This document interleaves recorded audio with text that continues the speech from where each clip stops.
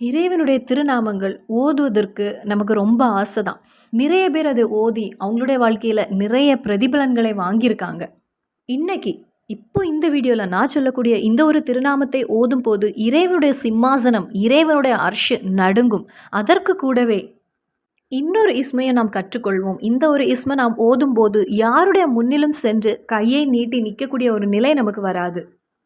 பிஸ்னஸில் எந்த ஒரு முன்னேற்றம் இல்லாமல் இருக்கக்கூடியவங்க, குழந்தை இல்லாமல் இருக்கக்கூடியவங்க, கல்யாணம் நடக்காமல் இருக்கக்கூடியவங்க, கடனால் அவதிப்பட்டு கொண்டிருக்கக்கூடியவங்க, இந்த ஒரு திருநாமத்தை உங்களுடைய வாழ்க்கையில் இறுக்கமாக பிடித்து கொள்ளுங்கள். அந்த 2 திருநாமங்கள் எதெல்லாம், அந்த 2 திருநாமங்களை எப்போ ஓத வேண்டும், எங்கே ஓத வேண்டும், எத்தனை தடவை ஓத வேண்டும், அது எல்லாமே இந்த வீடியோவில் நம்ம முழுவதுமாக பார்ப்போம். நாம் நினைத்த வேலை கிடைப்பதற்கு, நினைத்த ஒரு வரம் நமக்கு அமைவதற்கு, நினைத்த காரியங்கள் எளிதாக நடப்பதற்கு, எந்த ஒரு தேவைக்கும் வலது கையை நெஞ்சில வைத்து 5 தடவை நாம் ஓதும்போது அந்த காரியங்களெல்லாம் நமக்கு ஹயரானதாக நடந்து கிடைக்கும். அந்த இஸ்மு எது? அஸ்ஸலாமு அலைக்கும் வரஹ்மத்துல்லாஹி வபரகாத்துஹு. அல்லாஹும்ம ஸல்லி அலன் நூரி வா அஹ்லிஹி. மோமின்களே, நாம் ஓதக்கூடிய இந்த ஒரு இஸ்மின் மூலமாக இறைவனுடைய சிம்மாசனம் நடுங்கும், இறைவனுடைய அர்ஷு நடுங்கும். அந்த அளவுக்கு சக்தி பெற்ற ஒரு இஸ்மு. அந்த ஒரு இஸ்மை நாம் பார்ப்பதற்கு முன்னதாக நாம் தெரிந்து கொள்ள வேண்டிய ஒரு விஷயம், நிறைய பேருக்கு தெரியாது இறைவனுடைய அர்ஷ் என்றால் என்ன. நிறைய பேர் அவங்களுடைய மனதில் அந்த சந்தேகத்தோடு இருக்கிறாங்க. நிறைய பேர் கமெண்டில் கேட்குறாங்க. இறைவனுடைய அர்ஷுங்கிறது இறைவனுடைய சிம்மாசனம். அந்த அர்ஷை நமது ரசூல் ஸல்லல்லாஹு அலைஹி வஸல்லம் கற்றுத்தருகிறாங்க. இறைவனுடைய அர்ஷ் என்பது நாம் வாழக்கூடிய இந்த பூமி, இந்த உலகம் முழுவதையுமாக கொண்டு அல்லாஹ்வுடைய அர்ஷுக்கு கீழே வைக்கும்போது நம் கையிலிருந்து ஒரு மோதிரத்தை கலத்தி வைப்பதற்கு சமமாகும். அதாவது கடலுக்கு முன்னாடி ஒரு மோதிரத்தை கலத்தி வச்சு அதை பார்க்க முடியுமா? கண்டிப்பாக முடியாது. அதற்கு சமம்தான் இறைவனுடைய அர்ஷுக்கு கீழே வானத்தை, பூமியை கொண்டு வைக்கும்போது எதுவுமே தெரியாது. அந்த அளவிற்கு அது பெரியதாகும். இன்ஷா அல்லாஹ் அது எல்லாவற்றையும் நாம் நேரடியாக பார்ப்பதற்கு அல்லாஹு தாலா நமக்கு தௌஃபீக் புரிவானாக. நாம் நல்ல மோமீன்களாக வாழும்போது நாளை ஆகிரத்தில் வைத்து அல்லாஹு தாலாவின் அற்புதங்களை எல்லாம் பார்ப்பதற்கு இறைவன் நமக்கு அருள் புரிவானாக. ஆமீன். நாம் பார்க்கக்கூடிய இந்த கண்களை கொண்டு இறைவன் படைத்த அனைத்தையும் பார்ப்பதற்கு இறைவனுடைய அற்புதங்களை பார்ப்பதற்கு இறைவன் நமக்கு தௌஃபீக் புரிவானாக. ஆமீன். இறைவனுடைய அர்ஷன் நடுங்கும் போது இறைவன் அதை பார்ப்பான், இறைவன் அதை கவனிப்பான் என்பதாகும். அந்த அர்ஷன் நடுங்குவதற்கு என்ன காரணம் அப்படின்னு மலக்குகளை வைத்து இறைவன் பார்ப்பான் என்பதாகும். மலக்குகள் கூறுமாம், அல்லாஹ் இந்த துனியாவில் இந்த ஒரு மனிதன் அல்லது இந்த சகோதரி, இந்த ஒரு ஆண், இந்த ஒரு உம்மா, இந்த ஒரு வாப்பா உன்னுடைய அர்ஷு நடுங்குவதற்கு, உன்னுடைய அர்ஷு சிம்மாசனம் நடுங்குவதற்கு காரணமாகிறான். அவங்களுடைய துவாவை நீ ஏற்றுக்கொள், அந்த பாவப்பட்ட மனிதனின் துவாவை நீ ஏற்றுக்கொள் அப்படின்னு மலக்கு கூறுவதாக நமது ரசூல் ஸல்லல்லாஹு அலைஹி வஸல்லம் நமக்கு கற்று தந்திருக்காங்க. அப்போது இறைவனுடைய அந்த அர்ஷு நடுங்குவதற்கு அந்த அளவுக்கு சக்தி உள்ள ஒரு திருநாமத்தை நாம் ஓதுகின்றோம். நமக்கு ஒரு மரத்தை குலுக்க முடியுமா? அந்த மரத்திலிருந்து ஒரு இலை கீழே விழுவதற்கு கூட எந்த அளவுக்கு நாம் சக்தி கொடுத்து நாம் அதை தள்ள வேண்டும்? ஒரு கல்லை, ஒரு பெரிய ஒரு கல்லை, ஒரு பாறையை நாம் எடுக்க வேண்டும் என்றால் அதற்கு நாம் எவ்வளவு சிரமப்படுகின்றோம்? இறைவனுடைய சக்தி பெற்ற அந்த அளவிற்கு பெரியதான அந்த ஒரு சிம்மாசனம், அந்த ஒரு அர்ஷ் நடுங்க வேண்டும் என்றால் நமது நாவிலிருந்து சில வார்த்தைகள் வந்தால் போதுமானது. இறைவனுடைய அர்ஷை பற்றி நாம் பேச தொடங்கினால் நிறைய நமக்கு இருக்கிறது, நிறைய அற்புதங்கள் இருக்கிறது, சொல்லிக்கொண்டே போகலாம். மகானான ஜிப்ரீல் அலைஹிஸ்ஸலாம் அவங்களுடைய சிறகுகளில் எழுதி வைத்திருக்கக்கூடிய ஒரு இஸ்மை தான் நாம் பார்க்க போகின்றோம். மலக்குகள் எப்பொழுதும் அதிகமாக ஓதக்கூடிய ஒரு இஸ்மாகும் இது. இறைவனுடைய வல்லமை மிகுந்த அந்த சிம்மாசனமே நடுங்கும் இந்த ஒரு இஸ்மை ஓதும் போது. எந்த ஒரு தேவையும் இந்த இஸ்மை ஓதி நாம் கேட்கும்போது அது நிறைவேறி கிடைக்கும்னு மகான்கள் கிதாப் வழியாக நமக்கு கற்று தந்திருக்காங்க.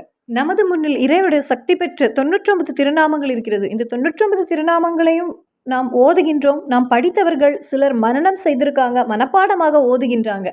அப்போ ஒவ்வொரு மூமீனும் தெரிந்து கொள்ளுங்கள், இறைவனுடைய அர்ஷியை நடுங்கும், இறைவனுடைய சிம்மாசனமே குலுங்கும். நமக்கு துவாவுக்கு ஹிஜாபத்து கிடைக்கக்கூடிய ஒரு இஸ்மு. யா மாலிகுல் முல்கி யாதல் ஜலாலி வல் இக்ராம். இந்த ஒரு திருநாமத்தை கேட்கும் போதே நமக்கு ஒரு கம்பீரம் இருக்கிறது. யா மாலிகுல் முல்கி யாதல் ஜலாலி வல் இக்ராம் யா அல்லாஹ். இறைவனுடைய சக்தி பெற்ற சில திருநாமங்களை சேர்த்து ஓதக்கூடிய ஒரு துவாவாகும் இது. யா மாலிகுல் முல்கி யாதல் ஜலாலி வல் இக்ராம் யா அல்லாஹ். ராஜாதி ராஜனாகிய அல்லாஹ், இந்த வானத்தையும் பூமியையும் சொர்க்கத்தையும் நரகத்தையும் ஜின்னையும் மலக்கையும் படைத்த ரப்பே. அப்படி அர்த்தம் வருகின்ற அந்த ஒரு இஸ்மு தான், அதாவது அனைத்தையும், இந்த உலகத்தையும் வானத்தையும் பூமியையும் சொர்க்கத்தையும் மலக்குகளையும் அனைத்தையும் படைத்து அதை ஆட்சி செய்கின்ற கண்காணிக்கின்ற வல்லமை மிகுந்த ரப்பே. இந்த யா மாலிகுல் முல்கி யாதல் ஜலாலி வலிக்ராம் யா அல்லாஹ் இந்த ஒரு திருநாமத்தை எந்த ஒரு அடியானாவது ஏதாவது ஒரு நேரத்தில் 15 தடவை ஓதி அல்லாஹு தஆலாவிடத்தில் அவன் மனதில் இருக்கக்கூடிய அந்த ஒரு தேவையை கேட்கும்போது அது ஹயரானதாக இருந்தால் அந்த ஒரு தேவை அல்லாஹு தஆலா நிறைவேற்றி கொடுப்பான் என்பதாகும்.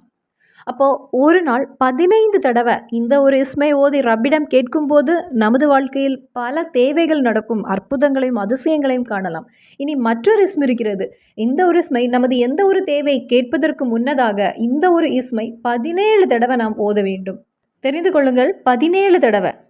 இனி நமது வாழ்க்கையில் ஒரு தேவைக்காக இறங்கும்போது, அது ஒரு பிஸ்னஸ் தேவைக்காக இறங்கும்போது, அல்லது ஒரு வீடு என்கிற தேவைக்காக இறங்கும்போது, அல்லது பிள்ளைகளுடைய ஒரு கல்யாணத்திற்கு வேண்டி நீங்கள் ஒரு வரனுக்காக இறங்குகின்றீங்க பார்ப்பதற்கு, அல்லது ஒரு இன்டர்வியூக்கு வேண்டி இறங்குகிறாங்க பிள்ளைங்க, அல்லது அந்த பிள்ளையே ஒரு இன்டர்வியூக்கு செல்கிறான். அந்த நேரத்தில் வலது கையின் உள்பாகத்தை இடது நெஞ்சில் வைத்து அப்படி அமர்த்தி வைத்து 5 தடவை இந்த இஸ்மை ஓதி அந்த ஒரு காரியங்களுக்காக இறங்கும்போது நமது காரியங்கள் ஹயராக நடந்து கிடைக்க, கணவருக்கு ஒரு பிஸ்னஸ் தேவைக்காக போகின்றாங்க, அந்த ஒரு தேவைக்கு, அல்லது பிள்ளைங்க ஒரு எக்ஸாம் எழுத போகின்றாங்க, அவங்களுடைய ஒரு இன்டர்வியூக்கு வேண்டி போகின்றாங்க, பிள்ளைங்களுடைய வாழ்க்கையில் ஒரு முக்கியமான நேரம் ஒரு கல்யாண தேவைக்காக போகும்போது இந்த சக்தி மிகுந்த அந்த ஒரு இஸ்மை நாம் ஓதி செல்லும்போது அது ஹயரானதாக நமக்கு நடந்து கிடைக்கும். அந்த சக்தி பெற்ற இஸ்மை அது யா ஹனியு யா மொயினி யா அல்லாஹ், யா ஹனியு யா மொயினி யா அல்லாஹ். அதாவது அல்லாஹு தஆலாவிடத்தில் எல்லாமே இருக்கிறது. செல்வமும் பணமும் ரிஸ்க்கும் அனைத்தும் அவனிடமே உள்ளது.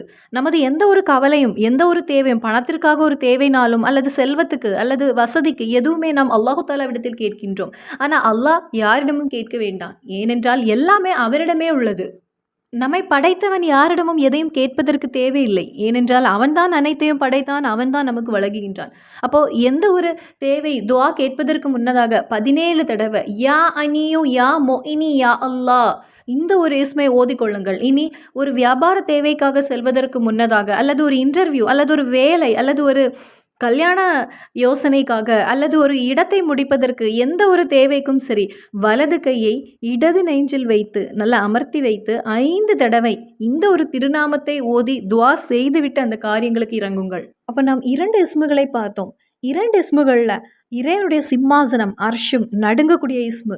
அர்ஷு இறைவனுடைய அல்லாஹு தஆலாவின் அந்த சிம்மாசனமே குலுங்கும் என்றால் அந்த இஸ்முடைய சக்தி எவ்வளவு இருக்கும். அப்போ இந்த புனிதமான வெள்ளிக்கிழமையில் 15 தடவை அந்த ஒரு இஸ்மை ஓதி ஜுமாவிற்கு பின்னர் அந்த ஒரு இஸ்மை நீங்கள் ஓதி அல்லாஹு தஆலாவிடத்தில் ஜுமா முடிஞ்சு அல்லது லொஹருடைய தொழுகையை தொழுதுவிட்டு அந்த முசல்லாவில் இருந்து 15 தடவை யா மாலிகுல் முல்கி யாதல் ஜலாலி வலிக்ராம் ஓதி துவா செய்யுங்கள். கண்டிப்பாக ஹிஜாபத்து உறுதியான ஒரு விஷயமாகும்.